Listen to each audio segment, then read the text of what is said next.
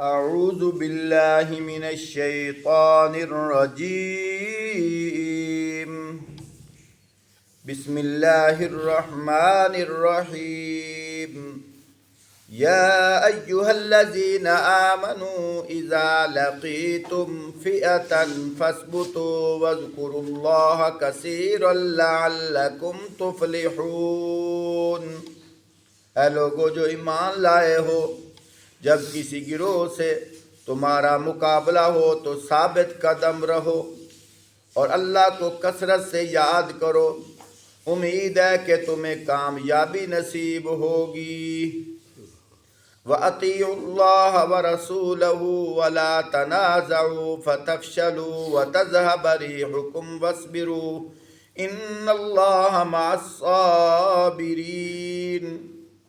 اور اللہ اور اس کے رسول کی اطاعت کرو، آپس میں جھگڑو نہیں، ورنہ تمہارے اندر کمزوری پیدا ہو جائے گی اور تمہاری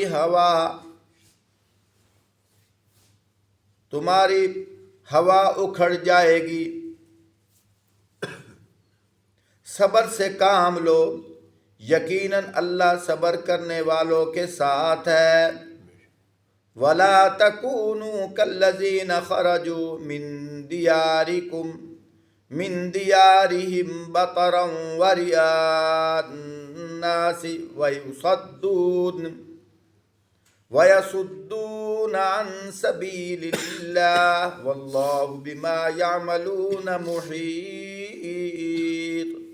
اور ان لوگوں کے رنگ ڈھنگ نہ اختیار کرو جو اپنے گھروں سے تکبر اور لوگوں کو اپنی شان دکھاتے ہوئے نکلتے ہیں، جن کی روش یہ ہے کہ اللہ کے راستہ سے روکتے ہیں۔ جو کچھ وہ کر رہے ہیں وہ اللہ کی گرفت سے بیر نہیں ہے۔ محترم سامعین، یہاں ابتدا میں ایک بات قابل غور ہے۔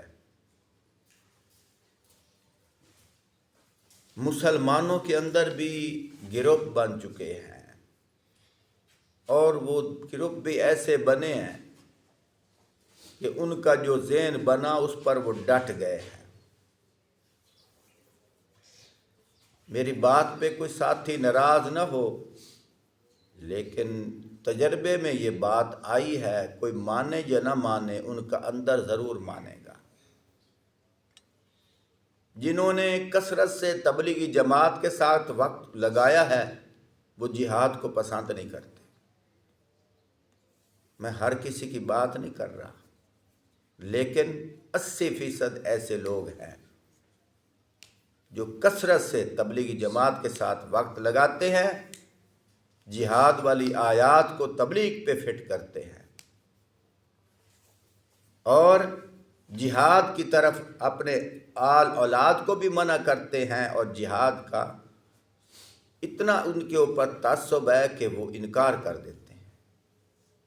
اور اگر دوسری طرف آئے جو ہر وقت جہاد میں رہتے ہیں، ان میں بھی کچھ لوگ ایسے ہیں، سب کی بات نہیں کرتا، 15% ایسے لوگ بھی ہیں جو تبلیغ کی مخالفت کرتے ہیں۔ حالانکہ میں نے قرآن پاک کے اندر جو دیکھا ہے، تبلیغ اور جہاد لازم ملزوم ہے۔ تبلیغ بھی قیامت تک رہے گی اور جہاد بھی قیامت تک رہے گا۔ تبلیغ کی آیات بھی قرآن پاک کے اندر ہیں، جہاد کی آیات بھی قرآن پاک کے اندر ہیں۔ آپ صلی اللہ علیہ وآلہ وسلم کے اعلان نبوت فرمانے کے بعد 23 سال کا جو عرصہ ہے، مکی اور مدنی زندگی، یہ دونوں لازم ملزوم ہیں۔ کچھ قرآن کا حصہ مکے میں نازل ہوا، کچھ قرآن کا حصہ مدینے میں نازل ہوا۔ اگر مکی زندگی کو دیکھا جائے، یہ ساری زندگی دعوت و تبلیغ میں گزری ہے، جہاد نہیں ہے۔ مدنی زندگی کو دیکھا جائے، مدنی زندگی میں دعوت و تبلیغ بھی ہے اور جہاد بھی ہے۔ مدنی زندگی ایک 10 سال کا عرصہ ہے، لیکن 100 جنگیں لڑی گئی ہیں، 10 سال کا عرصہ 100 جنگیں لڑی گئی۔ خود اندازہ لگاؤ، یہ لازم ملزوم ہے۔ نہ جہاد کا انکار کرنا چاہیے، نہ تبلیغ کا انکار کرنا چاہیے۔ تبلیغ کے بارے میں اللہ پاک فرماتے ہیں وَمَنْ أَحْسَنُ قَوْلًا مِّمَّنْ دَعَا إِلَى اللَّهِ وَعَمِلَ صَالِحًا وَقَالَ إِنَّنِي مِنَ الْمُسْلِمِينَ۔ اس سے اچھی اور کس کی بات ہو سکتی ہے جو لوگوں کو اللہ کی طرف بلائے اور اچھے عمل کرے اور کہے کہ میں فرما برداروں میں شامل ہو چکا ہوں۔ اور جہاد کی اگر دیکھا جائے، قرآن پاک کے اندر اللہ پاک فرماتے ہیں یا ایھا الذین آمنوا حرض المؤمنین علی القتال۔ اللہ پاک جہاد کا خود حکم دے رہے ہیں، اور یہاں بھی آپ نے کیا سنا؟ یا ایھا الذین آمنوا اذا لقیتم فئۃ فاثبتوا وَاذْكُرُوا اللَّهَ كَثِيرًا لَعَلَّكُمْ تُفْلِحُونَ۔ آیت نمبر 45 سورۃ الانفال 10واں پارہ۔ اللہ پاک کیا فرماتے ہیں؟ لوگو جو ایمان لائے ہو، جب کسی گروہ سے تمہارا مقابلہ ہو تو ثابت قدم رہو۔ اب مقابلے سے کیا مراد ہے؟ کیا ہم نے پلیٹیں ختم کرنی ہے؟ دسترخوان پہ بیٹھ کر کھانے کا مقابلہ کرنا ہے کہ تو کتنا کھاتا ہے اور میں کتنا کھاتا ہوں؟ یہ جہاد کی بات ہو رہی ہے۔ جب کسی کافر جماعت کے ساتھ تمہارا مقابلہ ہو جائے تو کیا کرو؟ ثابت قدم رہو، ڈٹ جاؤ۔ یا پھر یوں کہو نا، یہ آیت بعد میں منسوخ ہو گئی ہے، اگر کہو گے دوبارہ کلمہ پڑھنا پڑے گا۔ کیوں؟ 6666 آیات ہیں قرآن پاک کی، تو اس آیت کا انکار کر دیا نا، انکار نہیں کرنا۔ اس کا حکم آپ صلی اللہ علیہ وآلہ وسلم کے زمانے میں بھی تھا، اب بھی ہے۔ اب اگر جو لوگ صرف تبلیغ کے رٹ لگاتے ہیں، آپ میرے بزرگ ہوں گے، بڑے ہوں گے، میں تو علماء کے جوتیوں پہ بیٹھنے والا ہوں، لیکن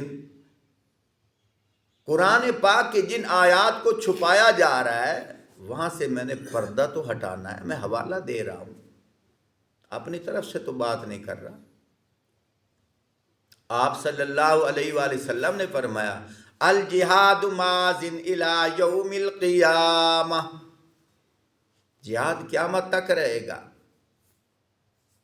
اب خود اندازہ لگاؤ، یوں تو نہیں فرمایا کہ میرے زمانے تک رہے گا، یہ تو فرمایا خیر القرون قرنی ثم الذین یلونہم ثم الذین یلونہم، بہترین زمانہ میرا زمانہ ہے، پر یہ تو نہیں فرمایا کہ جہاد میرے زمانے تک رہے گا۔ فرمایا الجہاد ماضٍ الی یوم القیامہ، جہاد قیامت تک رہے گا۔ خود اندازہ لگاؤ۔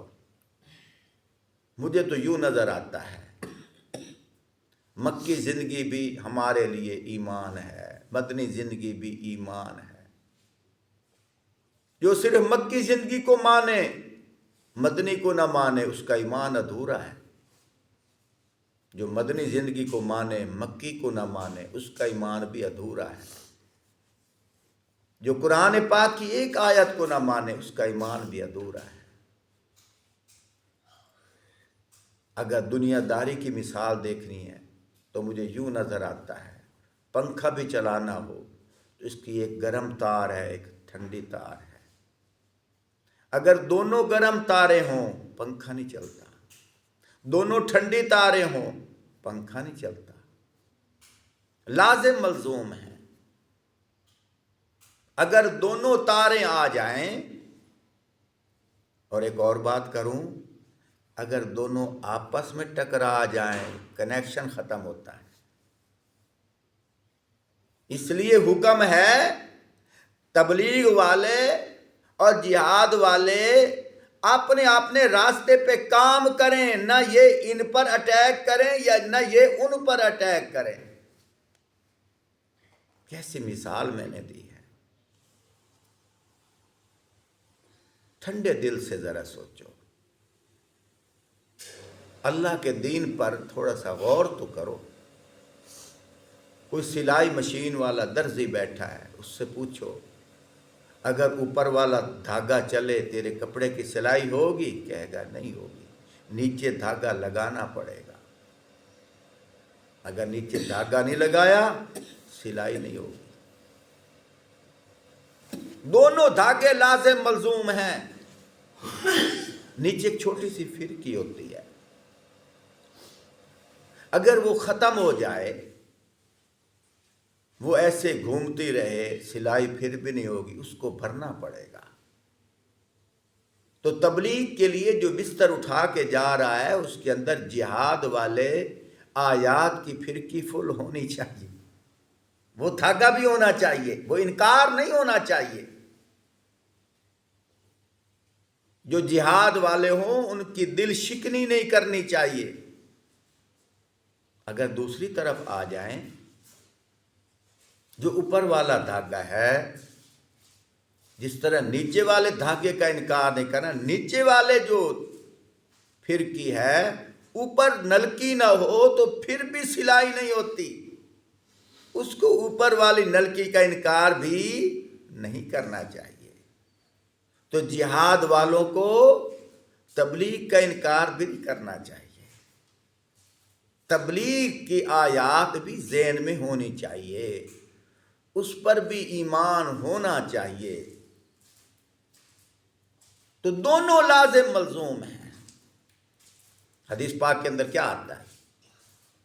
جہاد باللسان، جہاد بالقلم، جہاد بالسیف۔ کیا مطلب؟ اب زبان تلوار بن کر کیا لوگوں پہ چلتی ہے؟ نہیں، زبان کے ذریعے سے دعوت و تبلیغ دینا، زبان کے ذریعے سے جہاد کی آیات پڑھ پڑھ کر لوگوں کے ایمان کو گرمانا، یہ جہاد باللسان ہے۔ جہاد بالقلم، قلم کے ساتھ جہاد کی آیات تقریریں لکھ لکھ کر لوگوں کے ایمان کو گرمانا، یہ جہاد بالقلم۔ جہاد بالسیف، اگر میدان میں اتر آیا ہے دشمن کے ساتھ اپنی تلوار کے ساتھ جہاد کرنا۔ حدیث پاک کے اندر آتا ہے الجنت تحت ظل السیف۔ کیا مطلب؟ فرمایا جنت تیرے تلوار کے سائے کے نیچے ہے۔ خود اندازہ لگاؤ۔ اس لیے جہاد بھی ایمان کا حصہ ہے، تبلیغ بھی ایمان کا حصہ ہے۔ تبلیغ والوں کو جو وقت صرف کرتے ہیں جہاد والوں کی مخالفت کرتے ہوئے، اس سے زیادہ یہ ہے کہ چلے 4 مہینے اور لگا لیں، ادھر وقت صرف نہ کریں۔ اور جہاد والے جو تبلیغ والوں کے خلاف بولتے ہیں ان کو چاہیے کہ تھوڑا سا جہاد اور کر لو، ادھر وقت صرف نہ کرو۔ دیکھو دونوں آیات ہیں، اور نبی پاک صلی اللہ علیہ وآلہ وسلم کی ساری زندگی پر ایمان لانا ایمان ہے، ہر عمل کو تسلیم کرنا ہے، اور یہ کوئی عمل منسوخ نہیں ہوا۔ اللہ پاک کیا فرماتے ہیں؟ یا ایھا الذین آمنوا اذا لقیتم فئۃ فاثبتوا واذکروا اللہ کثیرا لعلکم تفلحون۔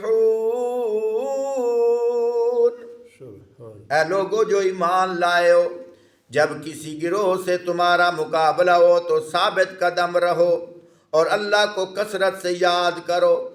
امید ہے کہ تمہیں کامیابی نصیب ہوگی۔ اگر میں ایک اور بات کرتا جاؤں، حضرت موسیٰ علیہ السلام کو اللہ پاک نے کتنے معجزے دے کر بھیجا تھا؟ 2 معجزے۔ پہلا معجزہ کیا تھا کہ اپنا ہاتھ اپنے بغل میں ڈالو، جب نکلا تو چمکتا ہوا تھا۔ دوسرا معجزہ، اپنا عصا نیچے پھینکو، جب پھینکا تو اژدہا بن گیا۔ فرمایا پکڑو، قال خذھا ولا تخف، پکڑا، سنعیدھا سیرتھا الاولی، اس کو پہلی حالت میں بدل دیا۔ فرمایا اب جاؤ فرعون کی طرف۔ اب فرعون کون ہے؟ کافر ہے۔ اب معلوم یہ ہو رہا ہے کہ اپنی بغل میں جو ہاتھ ڈالا نکلا چمکتا ہوا، یہ بھی معجزہ تھا۔ عصا پھینکنا، اژدہا بننا، یہ بھی معجزہ تھا، اللہ کی طرف سے تھا۔ علماء سے پوچھو، یہ جو بغل میں ہاتھ ڈال کر دکھانا، یہ بھی دکھایا تھا، پھر جو دوسرا معجزہ ہے وہ بھی دکھایا تھا، دونوں معجزے دکھائے تھے۔ علماء سے پوچھو، بغل میں ہاتھ ڈالنے والا معجزہ فضائل بیان کر رہا ہے، یہ دعوت کا نقشہ پیش کر رہا ہے، پھر دعوت کو وہ نہیں مانا، پھر عصے والا معجزہ، سوٹے والا معجزہ جہاد کا نقشہ پیش کر رہا ہے۔ اللہ نے دونوں نقشے قرآن میں رکھے ہیں اور پریکٹیکل انبیاء کے ذریعے سے کروا کر ہمیں سبق دیا ہے۔ پیارے بھائیوں، میری دونوں جماعتیں میری آنکھوں کا تارا ہے، دونوں سے میں محبت کرتا ہوں، دونوں میرے ایمان کا حصہ ہے۔ اللہ ہمیں سمجھنے کی توفیق عطا فرمائے۔